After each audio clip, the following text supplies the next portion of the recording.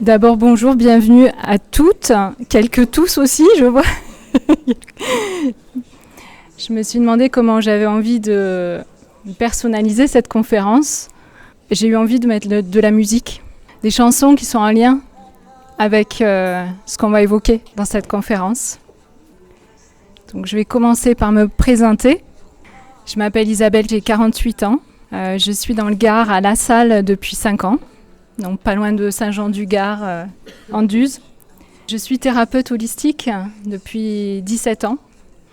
Holistique, c'est-à-dire que mon approche, elle est globale, psychologique, émotionnelle, corporelle, énergétique, spirituelle aussi. Si il y a l'envie chez les femmes que j'accompagne d'aller dans cette direction-là, si ce n'est pas le cas, il n'y a aucun souci. Donc j'exerce avec la parole, et le soin énergétique quand c'est en présentiel et en distanciel avec la parole. Donc vivre à partir de la femme que tu es vraiment, c'est un thème essentiel pour moi et ça a commencé avec mon histoire personnelle. Donc j'ai d'abord envie de vous raconter un bout de mon histoire pour que vous compreniez ce qui m'a amené à être la personne que je suis, ce qui m'a amené à faire le travail que je fais, ce qui m'a amené à faire la conférence que je fais aujourd'hui. Dans l'enfance, j'étais une enfant, une adolescente assez sage, obéissante.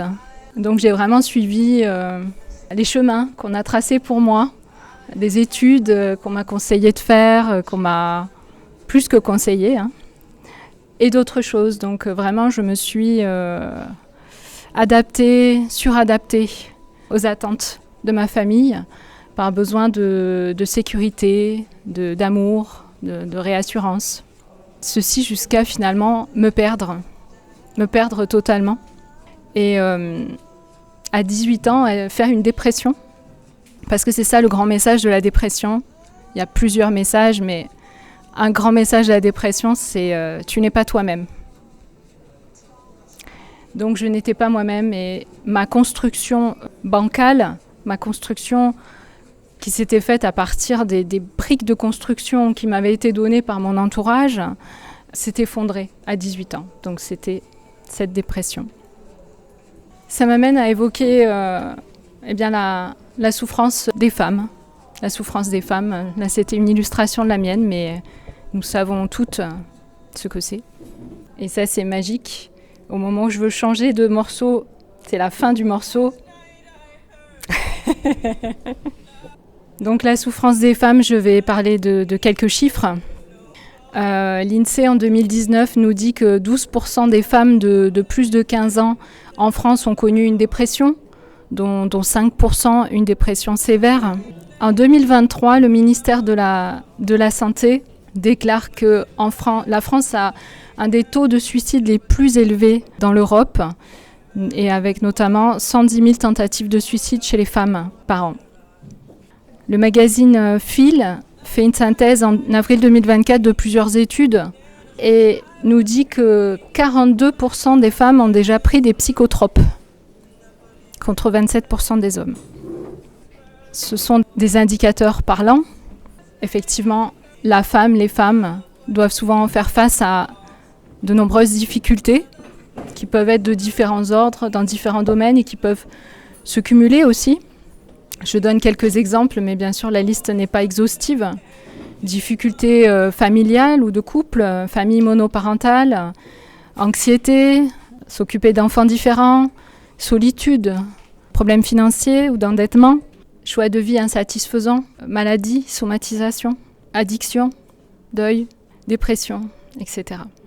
En plus de ces défis quotidiens, une thématique qui me tient à cœur d'exposer, c'est celle des blessures des femmes en lien avec notre histoire collective. Nous portons toute cette histoire des femmes en nous. Ça peut être quelque chose qui se rejoue dans notre propre vie également. Ça peut être l'histoire de nos mères, de nos grands-mères, de nos arrière-grand-mères, de nos sœurs, etc. Et les combats féministes en font l'écho. Donc là, ma source, c'est celle de Oxfam, Confédération internationale. En 1848, les femmes ne jouissaient d'aucun droit civique, pas le droit de vote, ni le droit de propriété, ni le droit de participer à l'élaboration de lois. En 1960, des femmes féministes revendiquent l'égalité sociale, égalité de salaire. On n'y est pas encore. Droit à un compte bancaire, droit à une éducation égale. Également, elles se battent pour le droit des femmes à disposer de leur corps, le droit à l'IVG. On compte également les violences sexistes, sexuelles, le harcèlement moral, sexuel, les violences intrafamiliales et conjugales, les féminicides.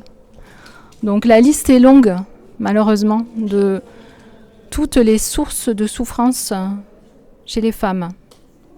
A contrario de ça, souvent on a l'image de la femme épanouie comme une femme qui s'est épanouie dans son apparence. Donc il y a un paradoxe criant. Cette apparence, elle est importante. Nos vêtements, nos bijoux, notre maquillage, oui, c'est important. Mais c'est la partie émergée, à mes yeux en tous les cas, de l'iceberg. Il y a tout le reste en dessous.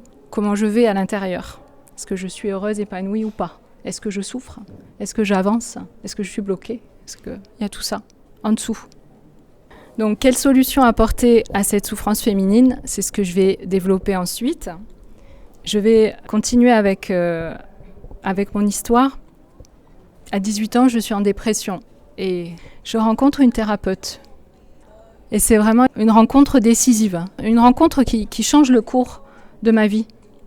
Parce que je suis à la croisée des chemins et certaines d'entre vous ont déjà connu cette situation il y a un choix décisif à faire. C'est une voie ou c'est l'autre et le choix est important. À un moment donné, on est à la croisée des chemins. J'étais à cette croisée des chemins où je me disais la vie est devenue tellement difficile que soit je trouve une solution, soit je vais mettre fin à mes jours. Et cette thérapeute, cette psychothérapie, cet accompagnement m'a permis de ressentir assez vite, c'est ça en fait, c'est ça. Ce que je cherchais, c'est ça. Pour aller mieux, ça passe par là. Ça a été vraiment un eureka, une évidence pour moi. Et c'est ce qui a généré le fait que j'ai pas lâché l'affaire. Maintenant, ça fait 30 ans que je travaille sur moi. Et puis, ça a généré aussi l'envie de transmettre ça.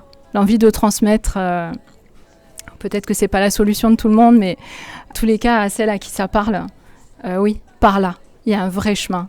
Il y a un vrai chemin de transformation, d'épanouissement, de connaissance de soi. Vraiment. Ça m'a donné envie de devenir thérapeute et d'aider les femmes à parcourir ce même chemin-là à leur façon, avec leurs besoins à elles. Il m'est apparu avec tout ce cheminement, avec évidence, qu'être véritablement soi-même, c'est la clé de l'épanouissement. C'est la clé du bonheur et c'est la clé d'un impact positif sur le monde également. C'est des choses que je vais développer maintenant. Alors pourquoi on change? Qu'est-ce qui nous motive à changer? Il y a plusieurs choses qui nous motivent à changer. La première, c'est les élans intérieurs qu'on peut avoir. Nous avons des élans, nous avons des rêves, des envies, des choses qui nous attirent, qui ont de l'attrait pour nous, qui nous frustrent aussi si on n'arrive pas à les réaliser, à les vivre. Donc la première chose qui nous motive à changer, ce sont ces élans de l'intérieur. Moi, l'image que j'ai, c'est l'image d'une plante qui pousse, qui dit en fait, je veux devenir une fleur, je veux ma floraison, je veux mon épanouissement. Donc pour moi, nous sommes toute cette plante qui veut cet épanouissement, qui veut cette floraison, qui est peut-être déjà en bouton, qui est peut-être déjà en fleur, mais qui veut encore plus élargir sa fleur. C'est quelque chose de naturel, c'est juste qui nous sommes. La deuxième raison de changer, ce sont nos souffrances. On les évoquait tout à l'heure, nos souffrances qui nous poussent à changer, qui nous poussent à prendre d'autres voies, à essayer d'autres choses, d'autres stratégies. Parce qu'on voit que peut-être qu'on est bloqué, peut-être qu'on n'avance pas, peut-être que ça ne marche pas comme ça. Il faut faire autrement. Il y a une troisième chose qui nous pousse à changer, ce sont des événements extérieurs. Des propositions de la vie, on va dire. Et si tu faisais ça, il y a cette rencontre, il y a cette proposition, il y a cette invitation, pourquoi pas? Ça aussi, c'est une source de changement. Par rapport à l'image de la maison que j'évoquais tout à l'heure, la maison intérieure, dans notre construction, cette maison qui peut être bancale si on s'est construit avec des mauvaises briques, des briques qui ne nous ressemblent pas véritablement. il y a une reconstruction qui peut être opérée. Moi, c'est le cœur de mon travail, d'aider les femmes à se reconstruire. Ce qui est bien construit, on n'y touche pas, c'est parfait. Mais par contre, il y a des endroits, il y a des infiltrations d'eau, il y a des fenêtres qui ne ferment pas, il y a des escaliers qui vont nulle part. Voilà. Donc, on va voir ensemble ces endroits qui sont mal construits, des endroits où la femme n'est pas elle-même en réalité. C'est pour ça que c'est mal construit. Et on va reconstruire, on va améliorer la construction. Et parfois, ça travaille au niveau des fondations aussi. Donc, cette reconstruction, pour moi, elle a 3 étapes importantes. C'est ce que je vais développer maintenant. La première de ces étapes, c'est découvrir qui tu es vraiment. Il y a de nombreuses choses qui peuvent nous faire perdre le fil, perdre la voie, ne pas savoir qui on est vraiment ou nous éloigner de nous-mêmes. Donc je vais en évoquer certaines. D'abord les conditionnements. Je les évoquais tout à l'heure par rapport à ma propre histoire. Les conditionnements, c'est-à-dire ce sont les influences de l'extérieur, les influences de la famille, les influences des professeurs, les influences d'une culture, d'une société, d'une époque. Nous sommes influencés par tout ça, plus ou moins fortement, mais nous sommes tous influencés par un certain nombre de choses extérieures. Et des fois, on pense que c'est nous, mais en partie c'est nous, en partie c'est pas nous. Il y a des choses qui sont en correspondance avec qui on est vraiment, avec notre identité véritable. Et donc c'est formidable quand on a ces influences en correspondance, ça nous propulse, ça nous pousse, ça nous soutient. Et il y a aussi des influences qui vont être en contradiction avec qui nous sommes véritablement. Et donc, quelque part, nous nous formatons, nous changeons, nous nous adaptons et nous nous perdons avec ces influences-là. Donc ce sont les conditionnements. Il y a également les blocages, les limitations, les peurs. Les peurs sont des freins énormes. Qu'est-ce qui va se passer si je change ça ? La peur d'échouer, la peur de la moquerie, la peur de faire quelque chose de neuf, la peur de souffrir, la peur de perdre quelque chose ou quelqu'un, etc. Il y a de nombreuses peurs qui nous mettent au quotidien des freins, des barrages par rapport à nos élans naturels, à qui on a véritablement envie d'être.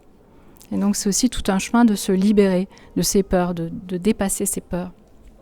Une autre chose qui rend difficile le fait d'être véritablement soi-même en tant que femme, c'est qu'en nous, il y a différentes voix qui s'expriment.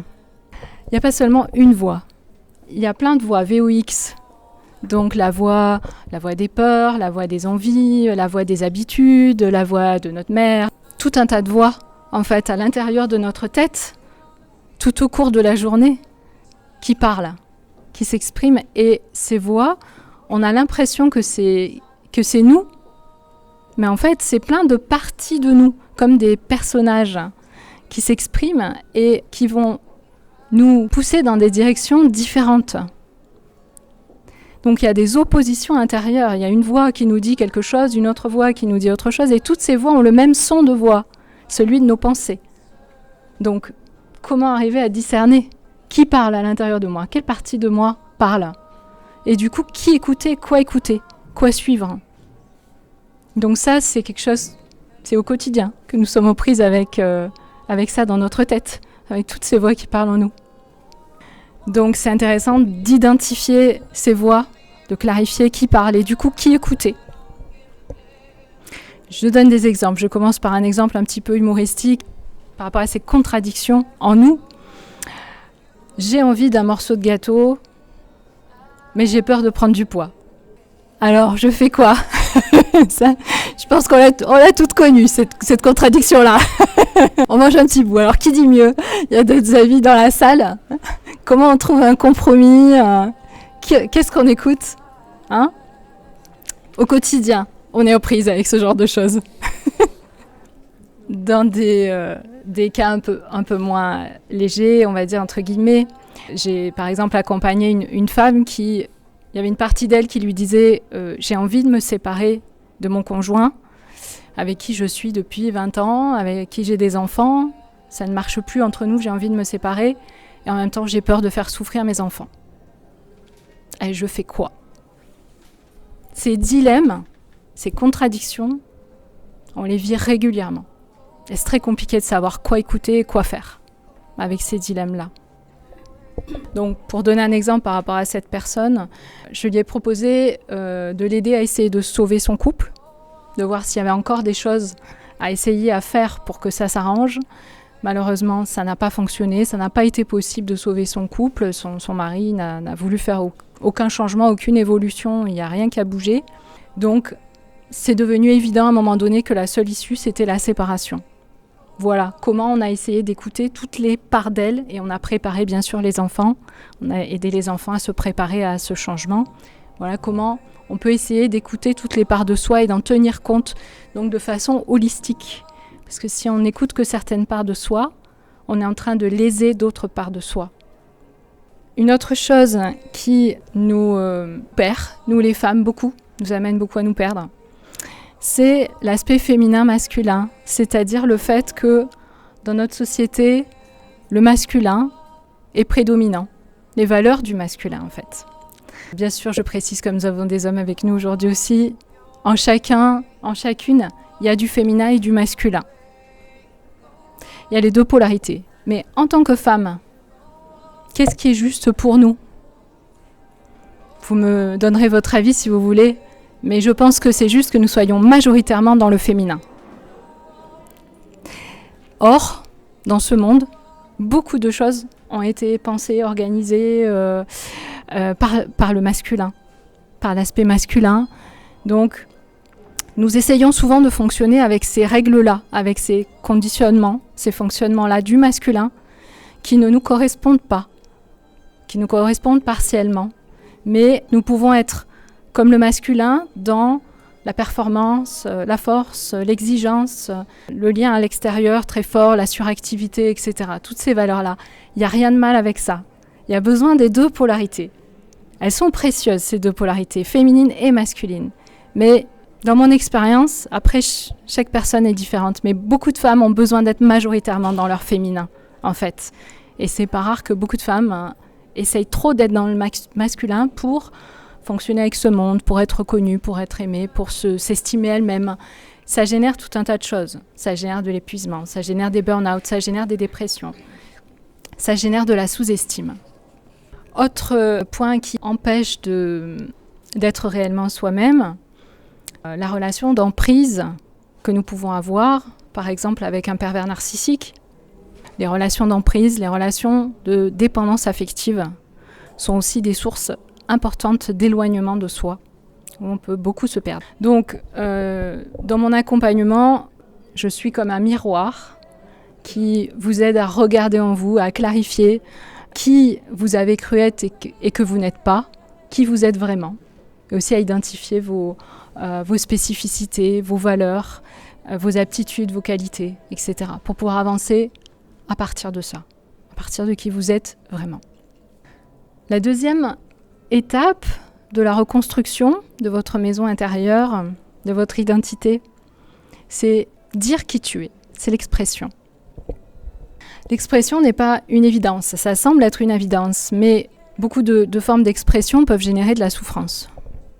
Une expression conflictuelle, réactionnelle, des malentendus, des non-dits, des mensonges, des secrets. Donc la solution vers laquelle moi je tends et ce que je conseille, c'est d'aller vers une communication authentique. De la même façon qu'il s'agit d'être authentique avec soi, il s'agit d'être authentique dans sa communication avec les autres, dans son expression. Donc dire ce qui a été clarifié, d'abord, c'est pour ça que ça vient en deuxième lieu, qui je suis vraiment, qu'est-ce que je veux vraiment, donc je vais du coup le dire, exprimer sa vérité, pouvoir écouter véritablement la personne en face, essayer de ne pas blesser, pouvoir parler de la relation également. Souvent, on n'ose pas parler de la relation. On parle de ce qui se passe à l'extérieur, on parle du monde, on parle des autres. Des fois, on parle de soi, mais est-ce qu'on parle vraiment de la relation, de comment on vit la relation ? Ça, c'est un enjeu important aussi. Cette démarche de communication authentique, elle peut amener beaucoup de choses. Une diminution des conflits et des tensions dans les relations, des réconciliations. trouver des compromis justes, éviter des ruptures sentimentales, des ruptures familiales. Également, concernant l'expression authentique, on a aussi le chant. Donc moi, c'est une des choses que je pratique. Je donne également des cours de chant. C'était mon premier métier avant d'être thérapeute. Le chant est aussi très libérateur de l'expression authentique. Troisième étape de la reconstruction de la femme que tu es vraiment, incarner qui tu es dans tes actes et dans tes choix. Parfois, l'action est bloquée. Parfois, l'action est impulsive, réactive. Ça peut amener des décisions brutales, radicales, parfois destructrices pour soi, pour sa vie, pour les autres.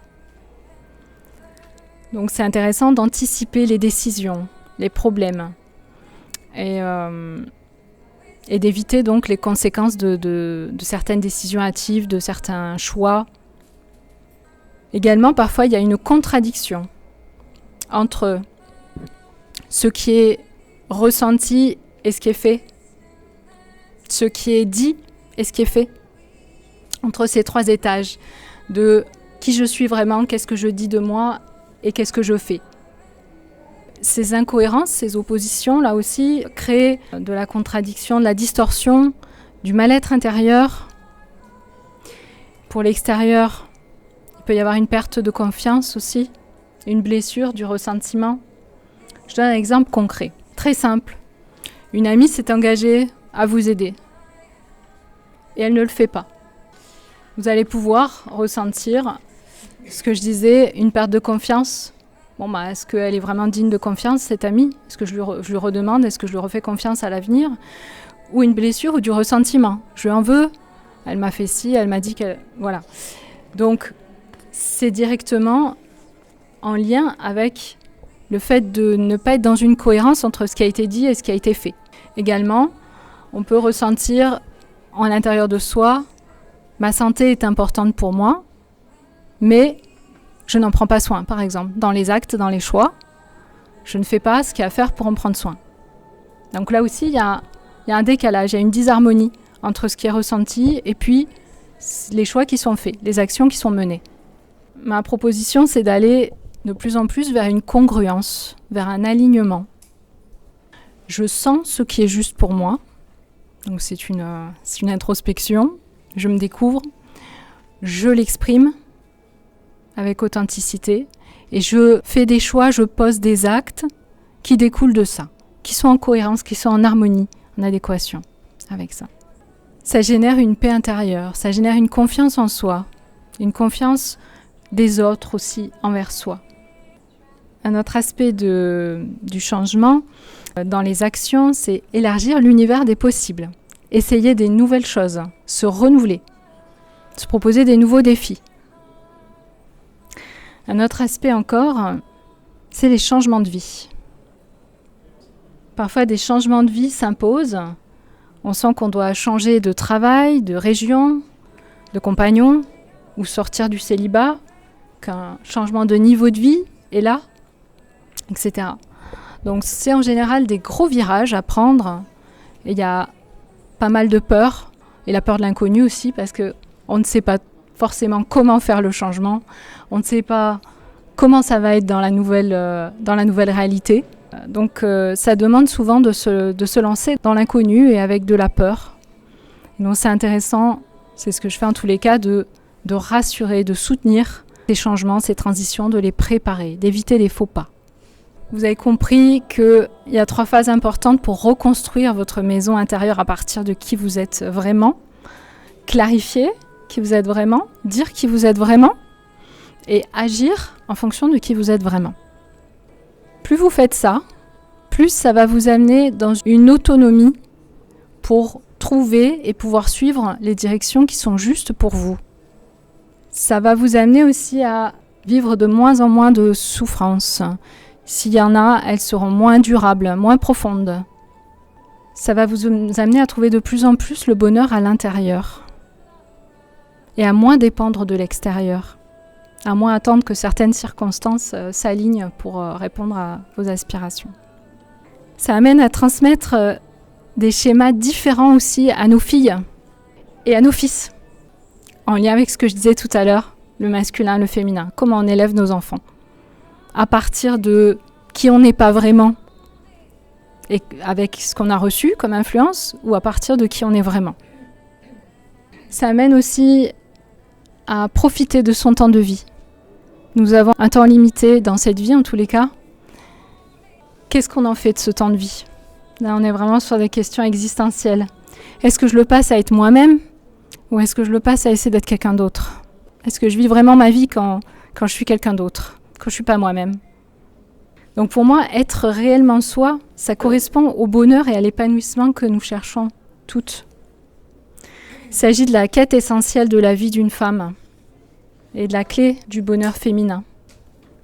Nous vivons dans un monde déséquilibré. Pour moi, les valeurs du masculin sont encore prédominantes. Elles doivent être à égalité avec les valeurs du féminin.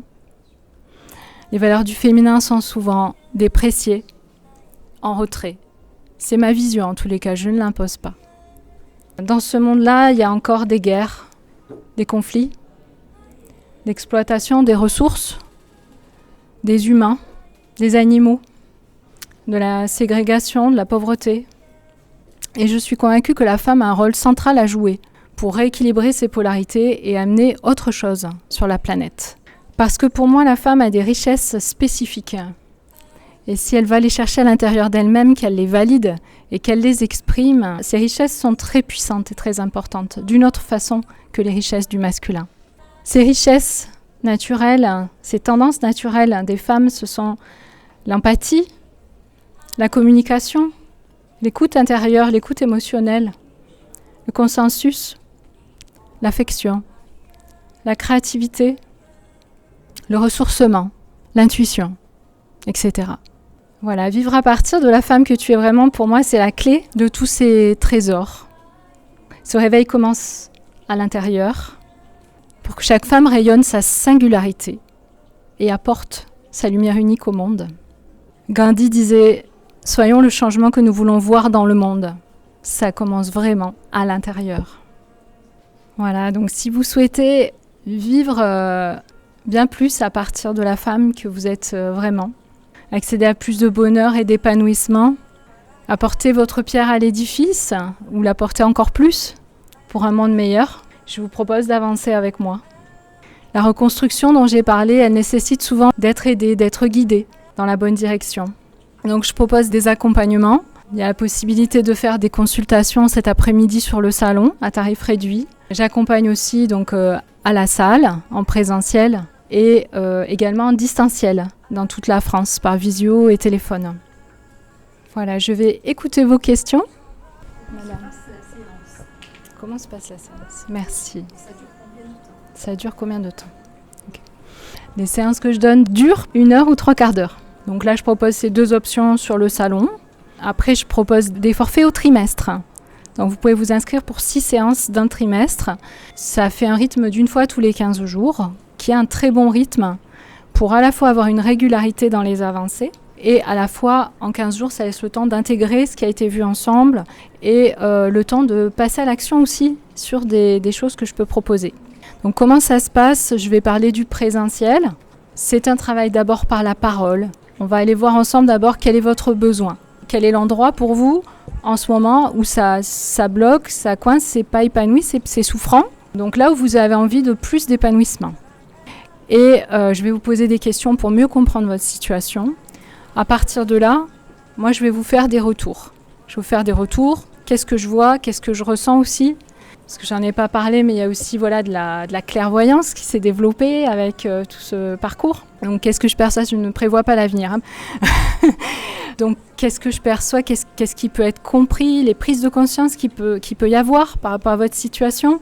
Qu'est-ce qui se joue ? Et du coup, comment ça peut être transformé ? Je vais vous donner des clés, des pistes pour transformer les choses, selon ce que c'est. Ça peut être dans tout domaine, hein. Je le disais, je crois, au début. Voilà. Et donc, en présentiel, il y a en plus un soin énergétique, en même temps.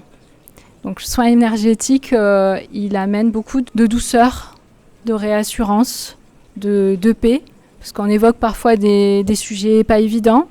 Donc, ça permet de les aborder avec cette douceur et ce soutien-là.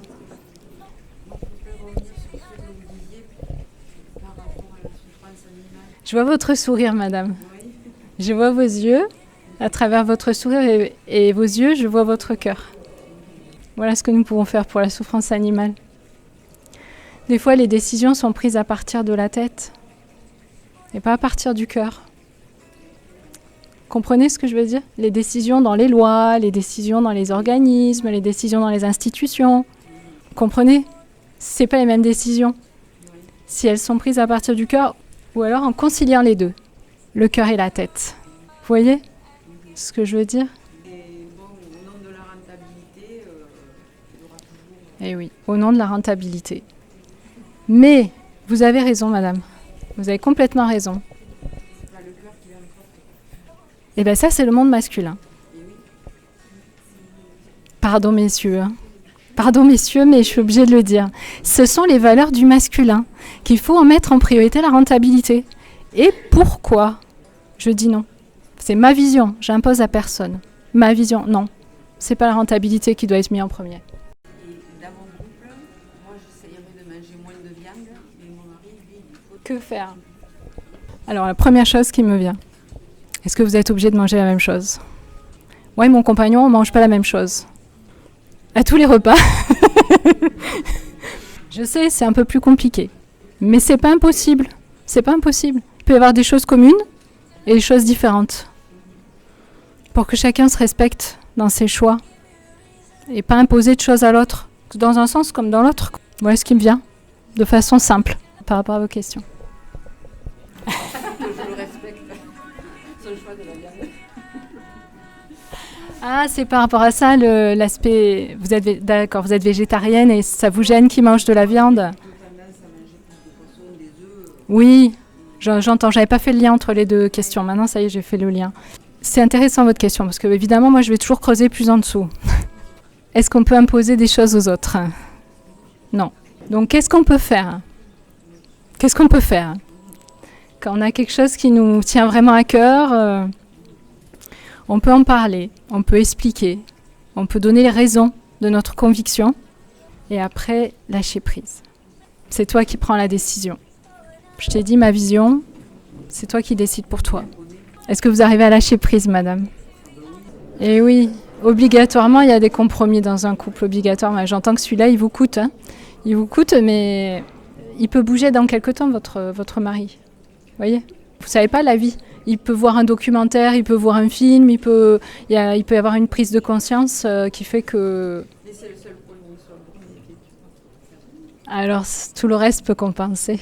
Et ben voilà, il y a des choses sur lesquelles on a eu des prises de conscience et on trouve que d'autres personnes ne les ont pas forcément eues. Mais parfois, c'est nous-mêmes, on n'a pas encore pris conscience de certaines choses à d'autres endroits, alors que d'autres personnes en ont pris conscience. Vous voyez ? Le fait de le voir comme ça aide aussi à accepter ce qui n'a pas été encore conscientisé par d'autres personnes. Non, je voulais juste te dire comment...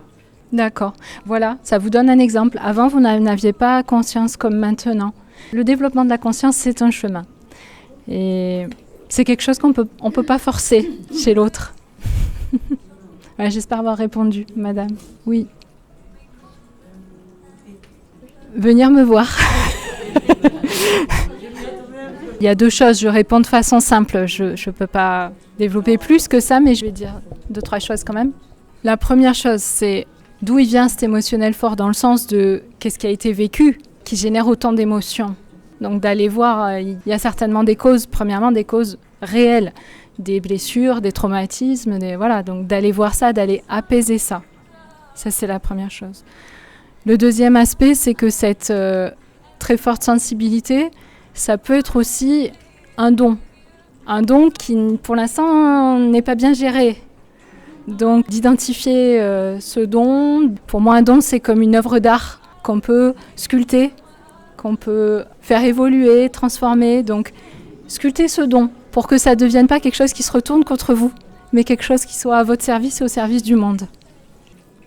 Je vous remercie de votre attention. J'ai beaucoup apprécié l'intensité de votre attention, vos questions. Je vous remercie.